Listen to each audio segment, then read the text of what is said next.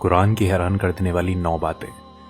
जब से इस पृथ्वी पर इंसानियत की सुबह हुई है, हम इस पृथ्वी पर अपने वजूद की तलाश कर रहे हैं और इस कोशिश में हम विज्ञान, धर्म और पवित्र ग्रंथों की तरफ देखते हैं। कुरान इस्लाम धर्म के अनुयायियों की सबसे बड़ी किताब है।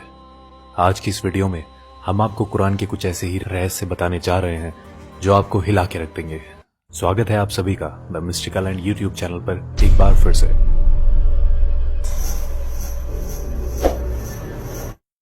वीडियो शुरू करने से पहले यह जानना जरूरी है कि कुरान कोई साइंस की किताब नहीं है, मगर कुरान में कई साइंटिफिक और हिस्टोरिकल फैक्ट्स मिलते हैं जिनमें से कुछ बातों को समझने में तो हम सफल हुए हैं, लेकिन अभी भी कई ऐसी बातें कुरान में मिलती हैं जिन्हें हम आज तक समझने की कोशिश कर रहे हैं।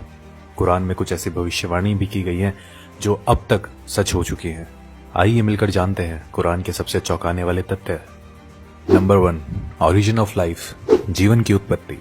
हम सभी जानते हैं कि पानी जीवन के लिए सबसे जरूरी तत्व है। कुरान इसी विचार में एक असाधारण दावा करता है।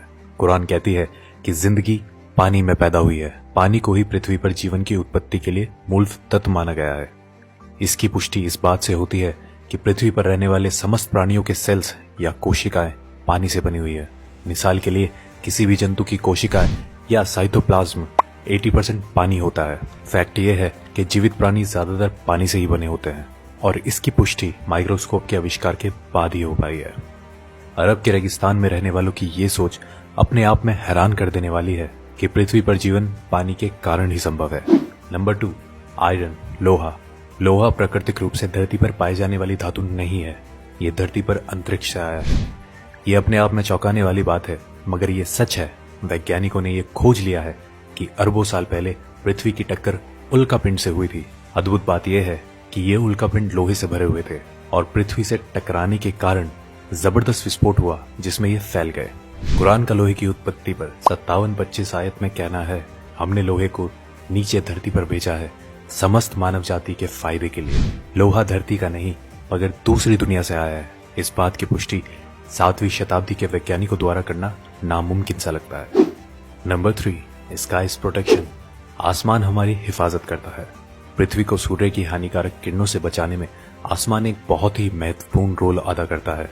अगर आसमान नहीं होता तो सूर्य की रेडिएशन पृथ्वी पर समस्त जीवन को जलाकर नष्ट कर चुकी होती। आसमान पृथ्वी के चारों ओर लिपटे हुए कंबल की तरह है जो पृथ्वी को जमाने वाली ठंड से भी बचाता है। आकाश के ऊपर का तापमान लगभग -270 डिग्री सेल्सियस होता है। आकाश पृथ्वी पर ग्रीन हाउस इफेक्ट पैदा कर यहाँ के जीवन को सूर्य की रेडिएशन और अंतरिक्ष की जमा देने वाली ठंड दोनों से ही बचाता है। ये आकाश के कुछ ऐसे काम है जो हमें प्रोटेक्ट करते हैं। कुरान हमसे आसमान को समझाने के लिए 21-32 आयत में कहती है कि हमने आसमान को तुम्हारे लिए एक हिफाजती छत बनाया है और तुम हमारे इशारों को नजरअंदाज कर रहे हो। कुरान आसमान के हिफाजती इशारे को गॉड या अल्लाह द्वारा बनाया गया बताती है। आधुनिक विज्ञान द्वारा आकाश की पृथ्वी को प्रोटेक्ट करने की क्षमता 20वीं सदी में की गई रिसर्च से साबित होती है। नंबर 4, द माउंटेन्स, पहाड़। कुरान हमारा ध्यान पहाड़ों के बारे में एक बहुत ही खास पहलू की ओर खींचती है। क्या हमने दुनिया को आराम करने वाली जगह नहीं बनाया और पहाड़ों को धरती का कोटा नहीं बनाया? कुरान हमें बताती है कि पहाड़ों की जड़ें धरती में बहुत गहरी हैं और असल में भी ऐसा ही है। पहाड़ धरती में काफी गहरे तक गड़े हुए होते हैं।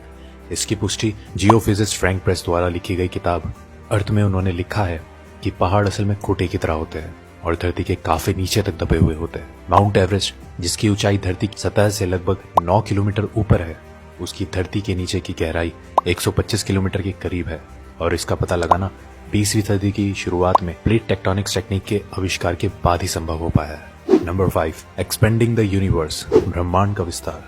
जब खगोलीय विज्ञान अपनी शुरुआती दौर में थे, कुरान में ब्रह्मांड के फैलने का बयान किया गया। कुरान में 51-47 आयत में कहा गया है कि ब्रह्मांड को हमने ही अपनी सृजनात्मक शक्तियों से बनाया है और इसको हम बढ़ाते रहेंगे।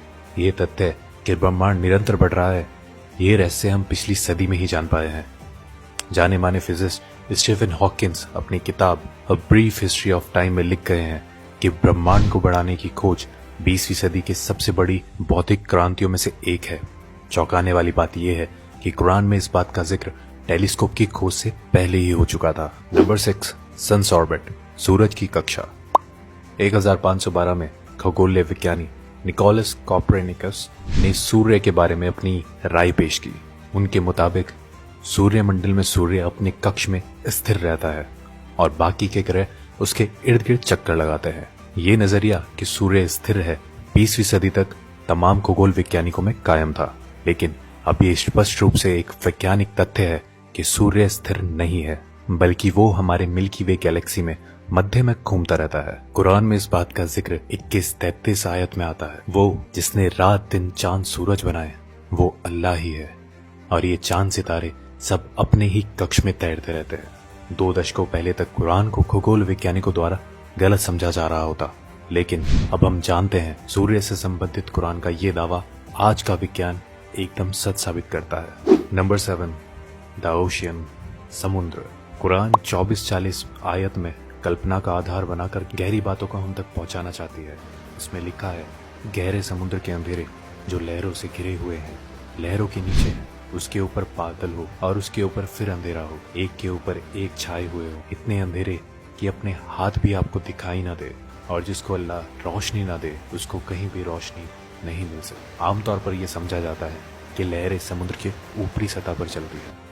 हालांकि समुद्री विज्ञानिक इस बात की पुष्टि कर चुके हैं कि लहरें केवल समुद्र के ऊपरी सतह पर ही नहीं बल्कि नीचे भी होती हैं। ये लहरें इंसानों को दिखाई नहीं देती, इनको सिर्फ कुछ खास यंत्रों के द्वारा ही पता लगाया जा सकता है। कुरान समुद्र की गहराइयों के अंधेरों के ऊपर चलने वाली लहरें और उसके ऊपर चलने वाली लहरें और उसके ऊपर बादलों के बारे में हमें बताती है। कुरान की ये बात सिर्फ इसलिए काबिल तारीफ नहीं है कि वो समुद्र की अंदरूनी लहरों के बारे में बात करती है, बल्कि इसलिए भी है कि ये समुद्र की गहराइयों के अंधेरों को भी बयां करती है। आज के टाइम में भी इंसान बिना ब्रीथिंग इक्विपमेंट यूज किए केवल 70 मीटर गहराइयों तक ही जा सकता है। वहां तक कुछ रोशनी जरूर होती है, मगर हम 1000 मीटर की बात करते हैं तो वहां घनघोर अंधेरा रहता है। कुछ 1400 साल पहले ये सब पता लगाना कैसे मुमकिन हुआ, ये अपने आप में रहस्य है। नंबर 8, लाइंग एंड मूवमेंट्स, झूठ और हमारी हरकतें। अबू जहील नाम का एक बहुत ही अत्याचारी निर्दयी शासक पैगंबर मोहम्मद के समय में हुआ था। अल्लाह ने कुरान में उसको चेतावनी देने के लिए 96, 15 और 16 की आयत में फरमाया है कि इस बात में कोई शक नहीं, अगर ये बाज ना आया तो हम उसके मत्थे को पकड़कर घसीटेंगे, ऐसा मत्था जो झूठा और पापी है। अल्लाह ने कुरान में उस शख्स को झूठा नहीं कहा, बल्कि उसके मत्थे को, जो कि दिमाग का अगला हिस्सा है, उसको झूठा और गुनहगार कहा है। यह आयत 2 वजह से बहुत खास है। पहली ये कि हमारे दिमाग के सामने वाला हिस्सा हमारी सोची समझी हरकतों का जिम्मेदार होता है। इसे फ्रंटल लोब के नाम से भी जाना जाता है। दूसरा ये फ्रंटल लोब ही दिमाग के झूठ बोलने वाले काम को कंट्रोल करता है। आज के दौर में की गई कई रिसर्चों में ये पाया गया है कि दिमाग के आगे वाला हिस्सा ही हमारी हरकतों और झूठ बोलने के लिए जिम्मेदार होता है। फ्रंटल लोब के ये फंक्शन 20वीं सदी में तमाम मेडिकल इक्विपमेंट्स आने के बाद ही हमें पता चले हैं, जबकि कुरान इस तरफ इशारे कब का कर चुका है। नंबर 9, पेन रिसेप्टर्स, दर्द को महसूस करने वाले टिश्यूज। काफी लंबे समय तक यही समझा जाता रहा है कि महसूस करना और दर्द का अंदाजा करने वाले टिश्यूज दिमाग में होते हैं। हालांकि ये बाद में खोजा गया कि दर्द को महसूस करने वाले टिश्यूज दिमाग में नहीं, हमारी खाल पर ही मौजूद होते हैं, और इनके बिना दर्द को महसूस नहीं किया जा सकता। इससे संबंधित कुरान की 456 आयत को गौर से देखें तो उसमें लिखा है, जिन लोगों ने हमारे खुलासों को झूठ समझा है, हम उन्हें आग में झुलसाएंगे। जब उनकी खाल जल जाएगी, हम उन्हें उसके बदले नई खाल देंगे, ताकि वो दर्द को निरंतर महसूस करते रहें। बेशक अल्लाह सर्वशक्तिमानी भी है और बुद्धिमान भी। कुरान ने इस बात को कई सौ साल पहले ही स्पष्ट कर दिया था कि दर्द को महसूस करने वाले टिश्यूज स्किन में ही होते हैं, ना कि दिमाग में। ये खोज हाल ही में जीव विज्ञान में किए जाने वाली कई खोजों में से एक है। तो दोस्तों, ये थी कुरान में पाई जाने वाली कुछ शॉकिंग फैक्ट्स। ऐसे ही इंटरेस्टिंग वीडियो को लेकर हम समय समय पर आते रहते हैं। जुड़े रहे हमारे साथ, सब्सक्राइब करें the mystical and YouTube channel को। आज के लिए इतना ही, अब हमें इजाजत दीजिए। आपका बहुत बहुत शुक्रिया।